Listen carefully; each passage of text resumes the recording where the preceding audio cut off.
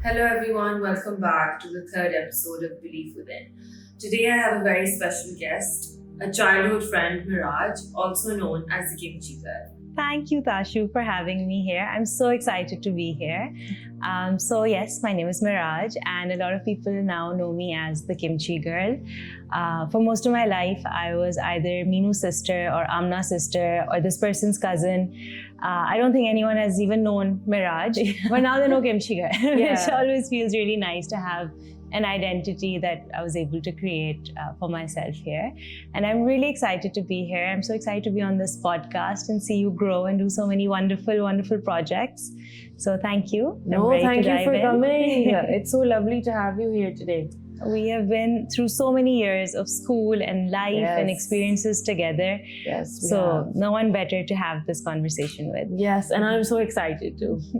Okay, so can you tell us a little bit about the Kimchi Girl and how did this journey begin? Yeah, so, a few years ago when COVID started, I was working at a school and I had just moved back from Canada. I had just done my master's. And I'm sure you remember when you also moved back to Pakistan, there's like this reverse culture shock. Over there you have to be on time. People say what they mean what they say. Like it's just a whole other lifestyle and culture. And so when I moved back, for many years I'd had this dream with my dad to open a school in Lahore. We both went to grammar, and I think I can say this for a lot of people that it could have been a slightly better experience. And with that in mind, I had really wanted to open a school that focused a lot on ethics and morals and just, what I thought could benefit people like me growing up. So I was working at a school and I worked there for a year, and my parents really encouraged me to get the proper 8 to 6 ragra.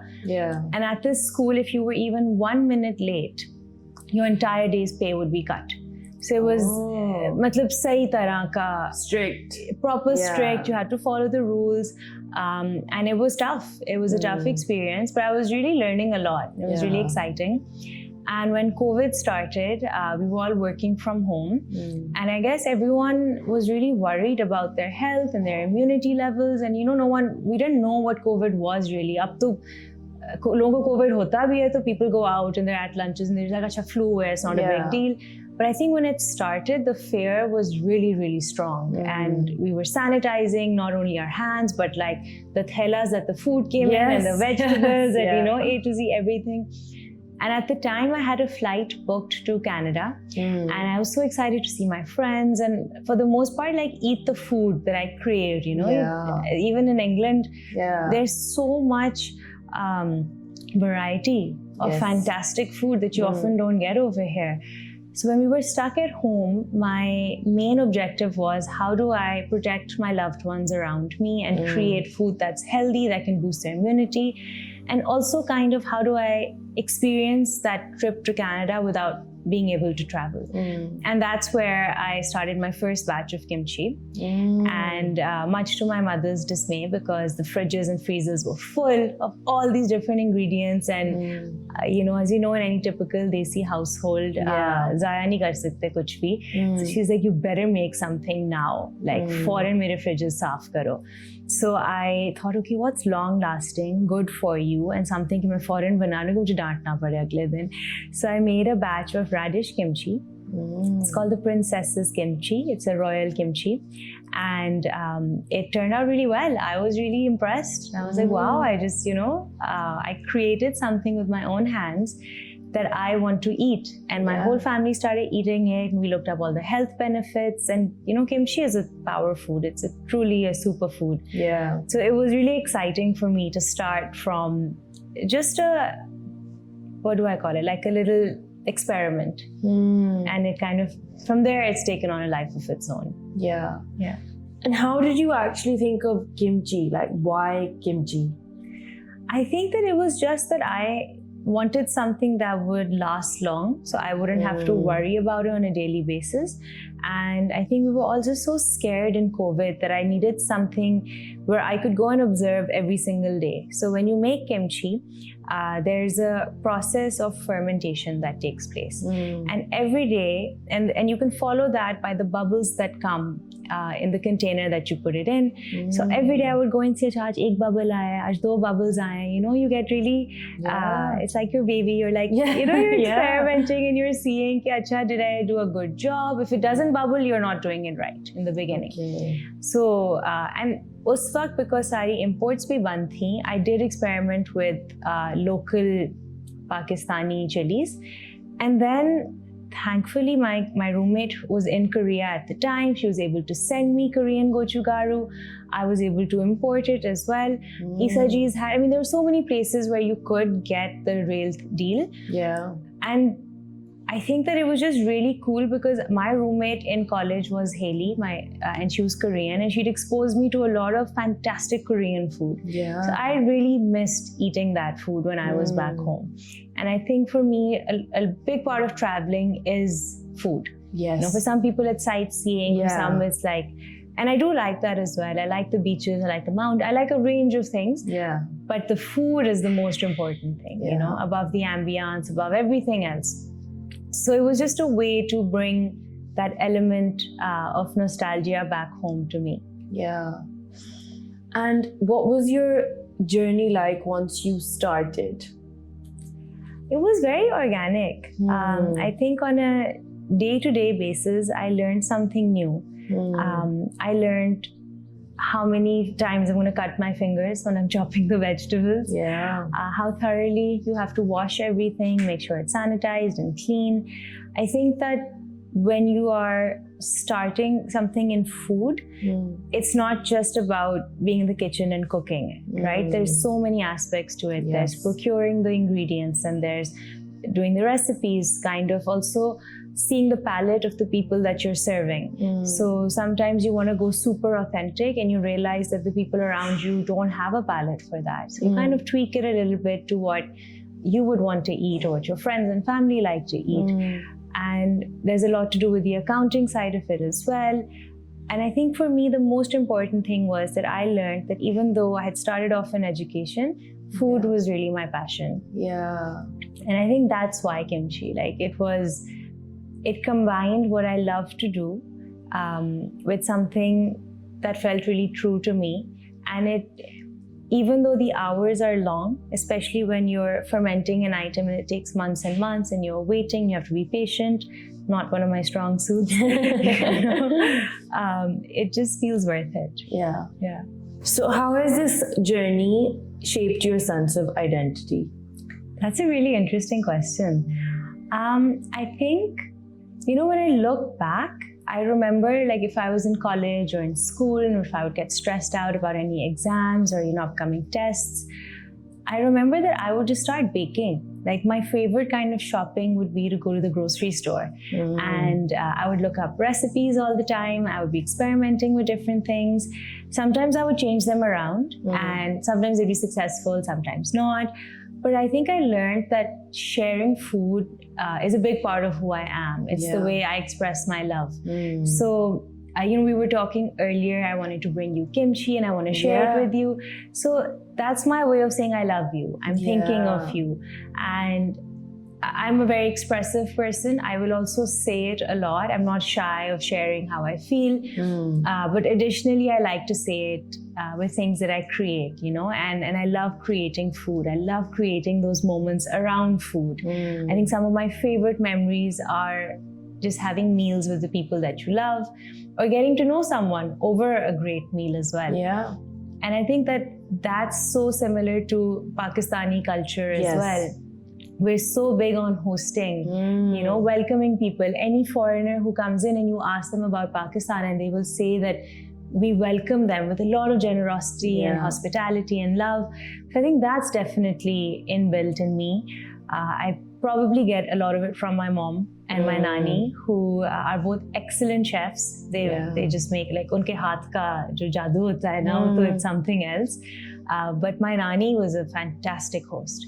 Like unke ghar ka khana, maybe I have some of those recipes, and it's, it transports you. Yes. So Yeah, it's like it takes you down memory lane, like even with my nanny, I remember, because she was in England, and every time we would go, we would know that there's going to be amazing food waiting for us. We've landed and we've taken the taxi or taken the car, and as soon as we would reach home, we would be like, oh my God, what has she made for us today, So I think, especially living in Pakistan and with our culture, like you said, it's so welcoming. That food is something, like, it's even with your friends. Oh, like, let's go out for lunch, or let's go out for coffee, or let's go out for dinner. Like, everything revolves around food. And I think it has a huge role in our lives. Absolutely. Over the years, if you think about it, it does take you down to your memory lane that, oh, this person's birthday, this person's anniversary, like, it's all just food. Iske ghar ka ye wala pasta itne maze ka hai, iske ghar ka roast. Or if I think of Tashu, I think of Uno Chicago Grill. And I say that and the flavors come in my mouth. So there's so many memories attached to so much food as well. Yes. And I think it really brings people together. It does. I think it's a great way. I know sometimes we complain about it here, though, that there's nothing else to do and we're just always going out for lunch or dinner and there's no other options, But then I guess it is what it is. And we like to complain. So it's fine. It's fine. So you're actually an entrepreneur and you run your own business, it's really nice to see that you follow your passion, which was kimchi, and everybody knows the Kimchi Girl now. And Thank you. I think being with you in school and seeing you grow and you follow your passion, like, I'm really proud of where you are now. Thank you. Like, it's actually really nice to say that. But I'm sure there's a lot of things that you've had to face and challenges and difficulties being an entrepreneur. So can you tell us a little bit more about that? Yeah, firstly, it feels very surreal to hear that as well. And it's very exciting. I still can't. I think there's a little bit of imposter syndrome every time I do hear that. You're like, oh, is that me? It's like, but it feels very cool. And I still get excited. There's a lot of challenges. I mean, har roz koi naya challenge aa jata hai. It can be very tough.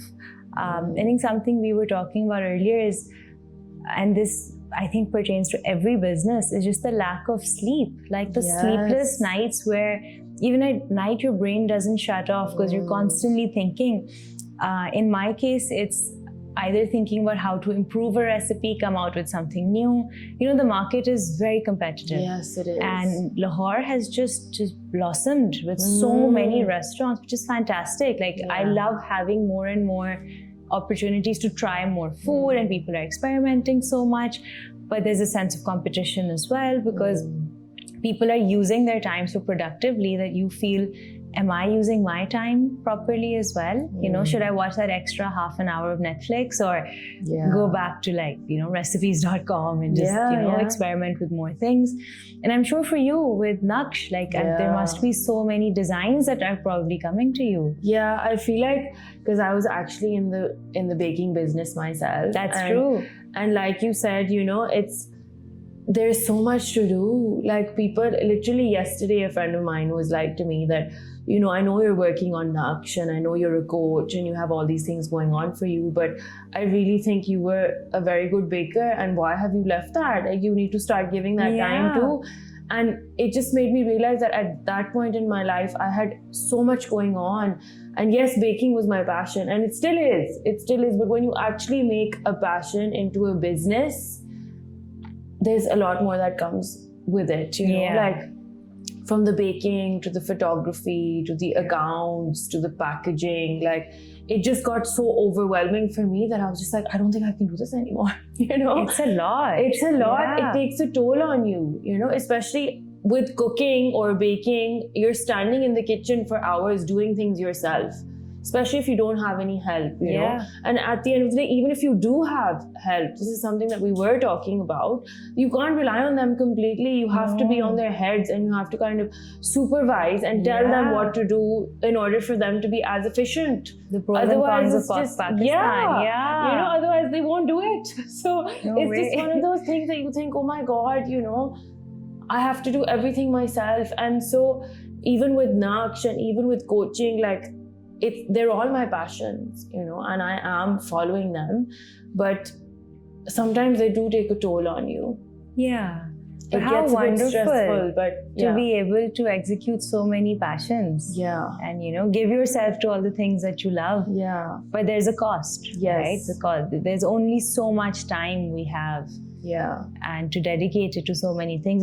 Like you said, it takes a toll for sure. Yeah. Yeah. And there are days where I literally have been working since morning to evening, and then I'm lying in bed thinking, I still have this to do. Yeah. And this is also left, and that is also left, you know, and then you have to just sit with it and be like, it's okay. Yeah. You know, we'll do it tomorrow now. It's fine. But it's hard. Yeah. So I was talking to Aves about this the other day, and he was telling me, he said, I'll tend to use up 100% of my time planning something and doing those things. And he says, but 10% of this unpredictable thing is going to come. Yes. Right? Like maybe some event will come that you have to attend because we have social obligations as well. Yeah. Or there'll be some crisis that happens because you can't control things. Yeah. And so many unexpected things happen. So if you're going to give 100% every day, and that 10% comes in, you're burnt out every single day, and your stress levels are high. Yeah. So it can definitely be a lot when you have so many things going on. And even if you have one thing going on, there's so many parts to it. Yes. So like you were saying, there's the packaging, the photography, there's the baking itself, there's the micromanaging of the staff. Yes. And then just by virtue of being in Pakistan, there's so many other elements that come, Exactly. And I feel like being an entrepreneur like we are, it's taught me so much at a very early age in my life. And I really wish that I had that guidance, you know, early on with people who are starting up. And that's why I feel like with my coaching skills, I could actually help people because I've experienced all these things myself. Yeah. Especially like young individuals like us, you know, starting our businesses, we're excited. And then you go through this journey and you go through this process where there's so much learning and unlearning to do and so many mistakes you make. And so, you know, now that I've been through all of them myself, running multiple businesses and like doing different things, it's like, I wish I had someone to tell me, you know, what's right and what's wrong, or how to manage your time better, or, you know, anything. Absolutely. Anything, any sort of guidance would really be helpful. I think now more than ever, with so much information out there and with so many requirements of any business, whether small scale or large, coaching is even more relevant. Yes. And it's almost like impossible to do without it. Yes. Right? So for those, and there's so many people who don't come from backgrounds where they have that guidance. Yeah. And even when you do, the times are changing. So there's a generational gap coming in. Exactly. So your coaching is becoming almost essential. Like it should be like a starter pack, you know, that like if you're going to start a business, you have to go through these movements. Otherwise, it just is harder and harder. People can do it, but why make it so much more difficult for yourself? Yeah, and I feel like that's where, you know, where a lot of people get confused between what's therapy and what's coaching, you know. And I always say this, that therapy is about your past. It's about your past traumas. It's what you deal with. It's your childhood. But with coaching, it's like once somebody's actually been through therapy, you eventually kind of need coaching, you know, because it's like, okay, I've dealt with my traumas now. I've been in therapy for 5-6 years, but now I want to kind of think about my future and my current situation, you know. So I would want to go to somebody who's more solution focused, you know, and more action based or goal oriented. That's somebody who can help me with my plan of action for today and now and the future, you know. So I feel like it's a need for everybody. And being a coach, I think I have all this knowledge, and I feel like people don't understand the value of coaching yet, and they don't understand how beneficial it can actually be, you know. So I'm there with all this excitement and all this energy to help other people, and I'm just like, just try, you know, just try it out and see, and and I'm sure it's going to benefit you in some way or the other. You're confident in the service that you're providing because you've seen the effects of it. And it sounds like you give the tools that are required to find those solutions. Exactly. You know? And coaching is a lot more tool oriented too. Yeah. But that means that you have a lot of work not only regarding the coaching itself, but then marketing that coaching. Yes. Because you have to inform people what it is. Yeah.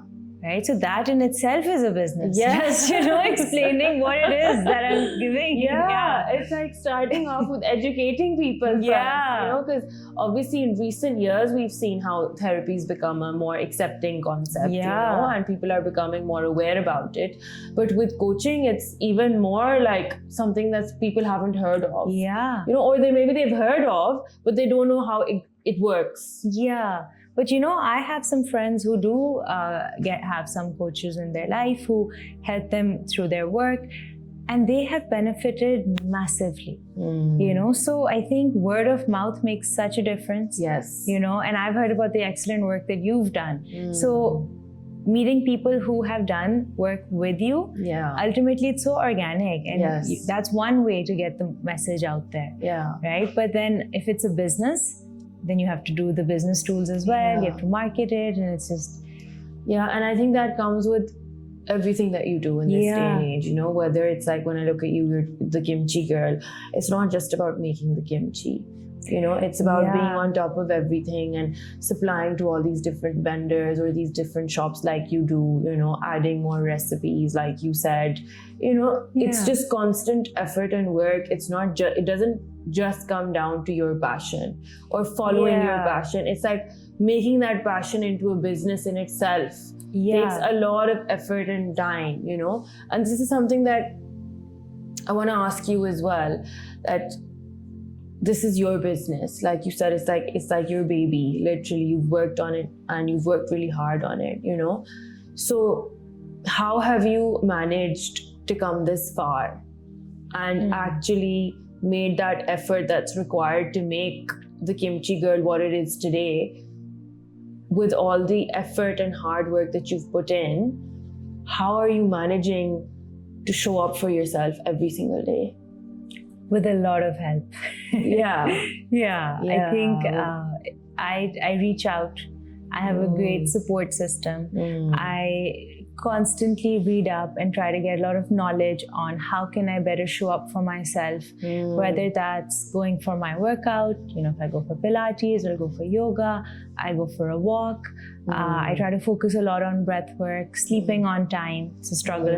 But and sometimes all the right things, but you're still not doing them. Yeah. So I'm learning still, but I guess the end goal is to be very disciplined. Yes. And often work is not always exciting, right? So when you launch somewhere, that's really exciting. And when you get the end of month report, that's really exciting. Yeah. But the daily grind is often quite boring. Like you just got to show up every single day. Agar garmi hai bahar, sardi hai, if there's a hailstorm, whatever is going on, you have to show up. Yeah. And I think that sometimes it's taken a toll sometimes on my physical health. Sometimes my neck will be hurting from using my phone too much, or I'll be standing for many long hours just like cooking physically if a staff member is on leave, or how you have to micromanage so much here. And you'll tell them, okay, make 5 of this, and they'll make 1. You'll be like, but I told you to make 5. Why didn't you do it? And you can't sit and argue because then your time is gone. So then you either do it yourself, you come up with better systems.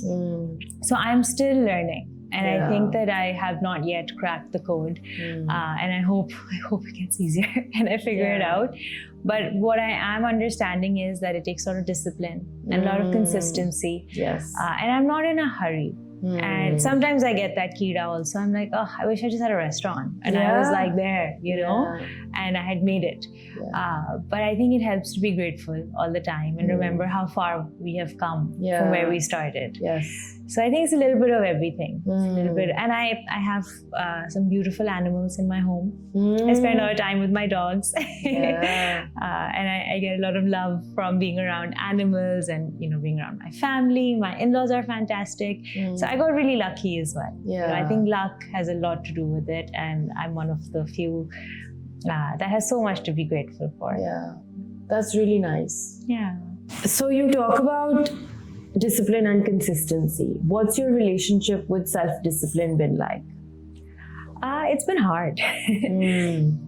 But it's also, I think, a form of self-love. Like every time I show up for myself or I maintain the commitments that I gave to myself, like you have to be at work at this time, you have to get these agenda points done before you go home, I feel really good afterwards. So I try and remember, like, this is how I felt when I completed these tasks or when I showed up for the things that I said I would show up for. And I think that's translated not just in my work, but in my personal life as well. And I learned that a lot from my sister as well. So if you commit to something, show up. Yes. You know, and maybe some schools of thought will say, oh, but you don't have to be so rigid and it's okay if things change and you can't make it. I think you just have to see how you're feeling as well, right? So if it's just impossible for me to make it, sure, I can take the day off. But for the most part, I think sometimes one just gets lazy or they get tired or you just feel like I can't do it. But if I tell myself, no, I'm the kind of person who stays true to her commitments and I'm going to show up, then you show up. And that includes going for a walk in the evenings, right? It includes going to the gym. It includes everything. If I've committed to going to a dinner, to a lunch, to a meeting, to a podcast, I want to be there. And I feel like, actually committing to something takes in a lot of energy. Because a lot of times your body actually just kind of gives up on you and you just think, oh my God, like, I can't do this. Like, I just need a day off, And it is that self-discipline and that commitment, but I feel like sometimes when your body has reached that point, you should just allow yourself to take that day off or to give yourself that break that you deserve. I think I also observed, like, what am I committing to? So in the past, I may have overcommitted to the wrong things and they would drain me. And then as I learned who are the people and the environments and situations that give me energy, then I started saying yes to more things and more people like that. And I think that changing that environment for me has just made all the difference in the world. I'm just a happier person because now that allows me to be more true to myself. And I you've brought up something interesting about the people around you and stuff, and I feel like when you're on this journey where you're working on yourself continuously and you're running a business and you need all these things like self-discipline and being consistent, it's so important to surround yourself with people who are supportive. And have that positive energy who are going to encourage you. Absolutely. Because you're already struggling with so much, and sometimes I feel like that self-doubt comes in. Of course. And it starts playing with your mind and you just think, I need to fight this. I need to fight this self-doubt and I need to make sure I do what I want to do. And it's so human. It is. Right? And so with your journey as well, was there any point that you were afraid of failure or had all this self-doubt coming in? I think before every order, I'm just like, every single day, every order, I'm like, I hope they like it. I hope they like it. And, I'll tell a West and he'll be like, oh, but you know that they love like the Lisbon cake, for example, right? So they'll be like, oh, but you should be confident. I'm like, yes, but will they like it? So on a daily basis, there's that. But something I learned a long time back, and thank God it stayed with me. I was told that, listen, you are Meraj and this is the Kimchi Girl. It's a separate identity. So if someone doesn't like a product from the Kimchi Girl, that doesn't mean they don't like you. And obviously that goes into a whole deeper thing about you don't have to be liked by everyone, and that's a whole other thing. But someone's comment of not liking kimchi, which is an acquired taste in the first place, it's such a strong flavor. Some people just don't like it, right? And that's okay. And that's fine. There's so many things I don't love, right? That's not a commentary on anything. I just don't like it. It's a preference thing. It's about your palate, about what you like, dislike. So that really helped me out in this entire journey. So if I do get constructive feedback, that's always fantastic. And I always welcome it. If you think you would prefer this to have less sugar because you like things not super sweet, we can customize that for you, right? Or if you think that this item could be spicier, great, let me incorporate that in. Or if you think that the texture could be softer, lighter, heavier, that's fantastic, and that's actually helpful. Yeah. And by the way, my family and my in-laws are really real, so they'll give me very constructive feedback all the time. Yeah. And that's really good, because it helps you improve. Nobody's perfect, you're always learning. Of course. And if there's other feedback where people have said the strangest things, like, oh, we hope your building burns, or we hope... What? Yeah, like the strangest things, or like I don't even know. Like Your building burned? Yeah, I've gotten the strangest negativity from people. Oh my and they'll be God. like, oh, we spent like 650 rupees on the slice of cake and we were expecting like triple the quantity but same quality. And you'll be like, okay, but then I'm not your market. Yeah. Right? So then you're like, okay, there are so many different reasons why people respond the way they do. Yeah. Can't take it personally. But how did you deal with one of the first negative comments that you got? I think my first step is always to see how authentic the feedback is. Are they saying it because they want to help me get better? Are they saying it because they thought it wasn't good value for their money? Is it just a preference thing? Some people have different tastes. Yeah. Or are they just having a bad day and taking their anger out on me? Yeah. कभी कोई delivery late हो जाती है, उससे पूरे खाने पे Yeah. feedback उस तरह आ जाती है. Yeah. So you just have to kind of filter it out. Some feedback, even if it's negative, can be really helpful and it can help you do better. Yeah. So I'm always open to that and I'm always happy to learn. And then where there's the purely negative stuff, I think it drains you as well. But I guess I call my brother, I call my dad, I call my mom, my sister, ek karke. I say the same story. Like, this person left this comment. Do you think this food tastes like this? So I'll get some validation, or they'll be like, oh, actually, yeah, maybe this wasn't that crispy and you could improve it, or it's not my favorite item on your menu. So then it gives me a lot to think about, right? But that's also a very good perspective, to actually try to understand where the other person's coming from. Yeah. Because I think obviously, especially with food, Exactly. it's just not. something that you just don't know what people are going to say. So you have to kind of be open-minded. And that's really interesting that you just, try to see the other person's perspective instead of taking it personally. No, I think it's again because that is my love language. If I'm sharing my food with you, I really want you to enjoy it. Yeah. And if I can do something to increase that enjoyment from a real place, right? Because whether it's an ingredients thing or a texture thing, and if you can give me real feedback, like if you tell me, listen, I didn't like it, I'm like, can you guide me a bit? Like, what didn't you like? I'll probe a little bit. I'll ask questions. And I think that is one thing I'm really proud of my team for. And I think that for me, that's what the Kimchi Girl really means. It means quality and it means excellent customer service. Like, we will reach out, we will ask you, we'll see how your order is, and we'll always ask for feedback. Yeah. So I think that's a great way of running your business as well. yeah, it's important to me, and maybe I think it's also what I would want done for me. If I'm eating somewhere, ask my opinion. Yeah. Maybe I think that I would like it like this. So it's nice to be seen, and then to make the other person feel seen as well. Yeah. So apart from being the Kimchi Girl, who is Meraj? You tell me.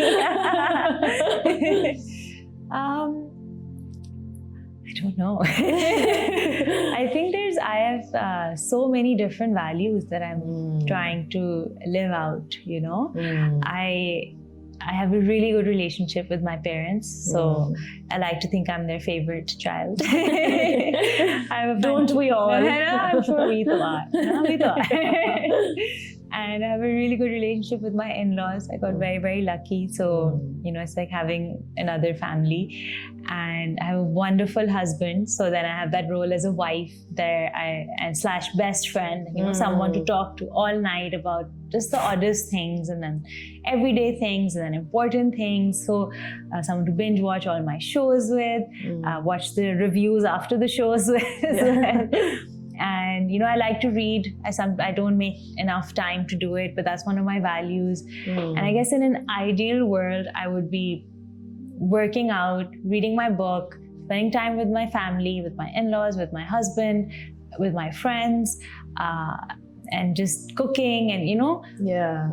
but I guess in this world we don't get time to live out all our values. True. So I think Meraj is somebody who's often just juggling Yeah. between all the different roles that I've Yeah. set for myself, and I would like to take it a bit more easy, just to get a break.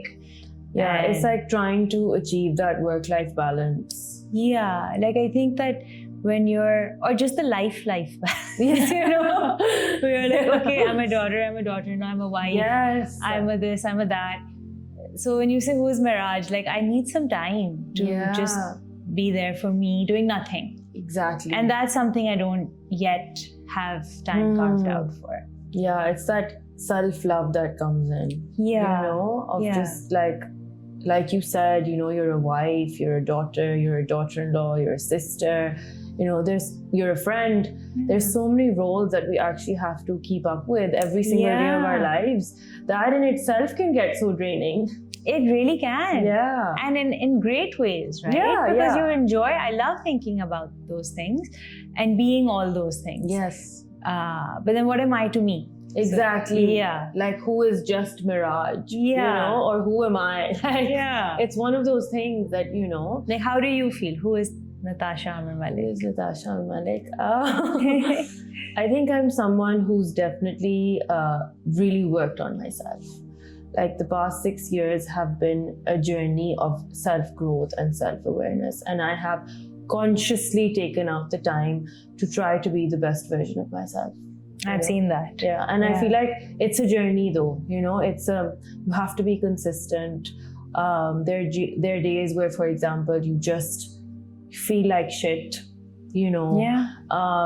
you don't want to do anything, you don't want to speak to anyone, and you feel really low, but then you have to come back. Yeah. You have to take yourself out of that and just be like, it's okay, you've had a bad day, but don't make it a bad week. Yeah. And I feel like I'm somebody who now truly understands my own self-worth, That's amazing. because I think I was a people pleaser for sure, and that took a toll on my mental and physical health. Right. And now, over the past 6-7 years of being in therapy, becoming a therapist, studying to be a Yes. therapist, doing 100 hours of therapy, and then becoming a coach, it's taught me a lot about myself as a person, my own fears, my own doubts, my own needs, which I wasn't very aware of. Yeah. And it takes a lot of time, and I think it's very hard. Yes. It's very hard to work. accept that, I have these maybe insecurities, or I have these needs, or I feel like I'm not getting that much love or attention from someone that I want. Yes.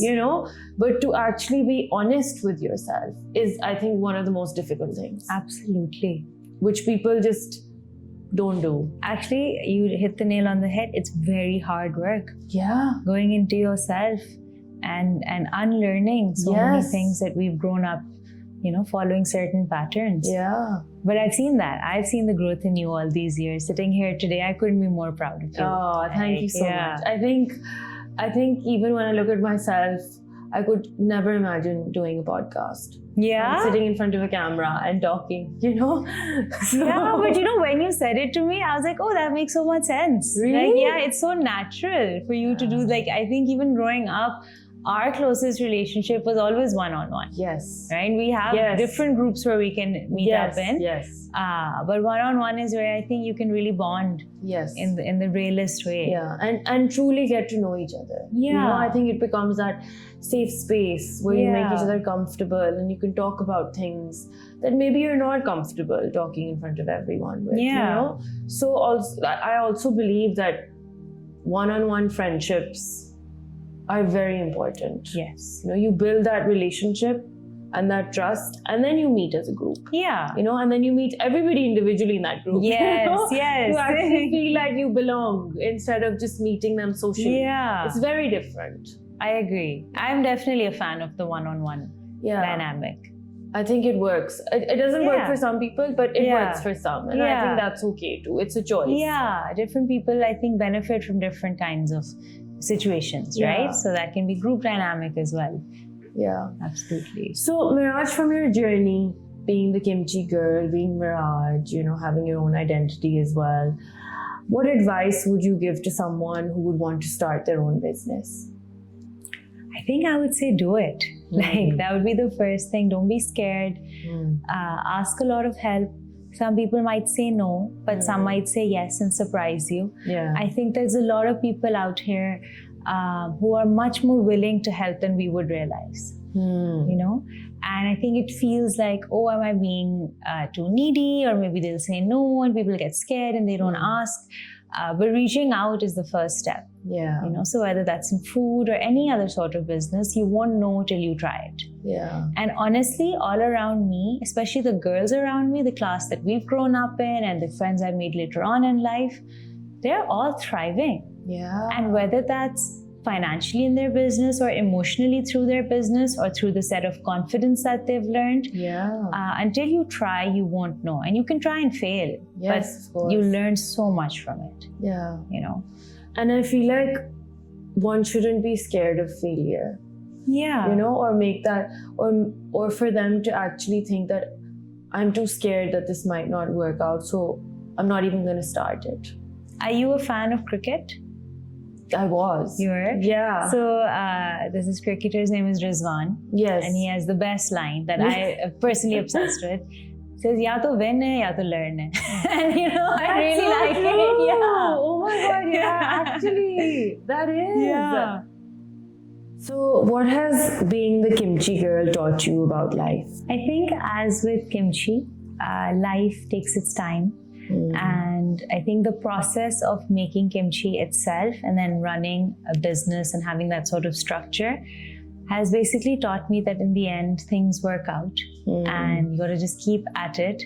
And sometimes even if they don't work out, it unfolds in a way that you wouldn't expect, and that's okay. Yeah. Yeah. So I think in the end, everything is going to be okay. Yeah. I think that's what I learned. And I think it also taught me that I should do things that I really enjoy. Because when I do the things I enjoy, then it shows. Yeah. It comes across in my food, it comes across in my conversations, in my negotiations. So that has made a world of a difference for me. Yeah.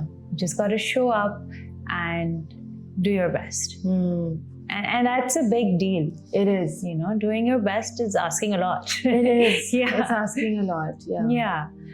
But as with life, I think I use a lot of life in my kimchi as well. We'll try to source the best ingredients. I'm very, very particular about our quality control. It's always farm to table. All our chili peppers are now strictly gochugaru. All our garlic and ginger is ground by hand. We don't use blenders, we don't use machines. So I think that being real in our food, we don't use anything processed, that makes a difference. And being real in life as just, the conversations are different, the feeling is different. Yes. And it gives you energy. And just so does kimchi, right? It fixes you from the inside. It's meant to fix your immunity, your gut, your microbiome. And that's what having real friendships in a real environment does for you as well. It just helps you grow in the best way. Yeah. Yeah. And the environment really matters. Yeah. You're a product of the 5 people you spend a lot of time with. I really believe that. At least it's been true for me. Yeah. That's true. That's a wise saying. Yeah. It is. And where do you see yourself in the future? I think I would like to grow Kimchi Girl, and we are planning a lot for its growth as well. I want to stay an entrepreneur, and I would really, really like, so currently we've just launched our meal plans and they're doing really well, and they're focusing on lowering the inflammation in your body. And these, a lot of people are developing a lot of allergies, whether it's to gluten or dairy or sugar, there's a lot of intolerances coming up. So I coordinate and discuss with a lot of nutritionists, and we try to help you increase your immunity and your gut health. And then kind of just expanding from there. We've launched into catering as well, which is going fantastic. It's so exciting and so much fun. So meal plans and catering is, I think, professionally where I want to take it. Yeah. And otherwise, I would love to grow my family. I would love to, just grow as a person. Yeah. And also just kind of take it day by day. As much as I like to plan and control and think, ultimately I just go with the flow. Yeah. And I just hope, I really believe हर चीज़ बेहतरी के लिए होती है. So inshallah, I hope that things are smooth sailing. Yeah, no, I definitely believe that too, that everything happens for a reason. Yeah. And you may not understand it right now, but later on in your life you will. You're going to look back and be like, yes. Right now, they definitely don't understand it. But later it clicks. You're like, oh, wow. Yeah. I was like saved from something. Right? Exactly. Dodged a bullet here, or this, it just turns out to be so good for you. Yeah. But thank you so much for coming. And thank you for giving us this time. I really appreciate it. And I think this was fantastic. Thank you so much for having me. I had such a blast. Yeah. And it was so good to finally catch up and, just see you, and you're looking so good. So are you. Yeah. Thank you. But honestly, thank you. Thank you everyone for watching the third episode of Belief Within. And thank you to Meraj for coming and giving us her special time. I'm looking forward to seeing you all again with episode 4. Thank you so much.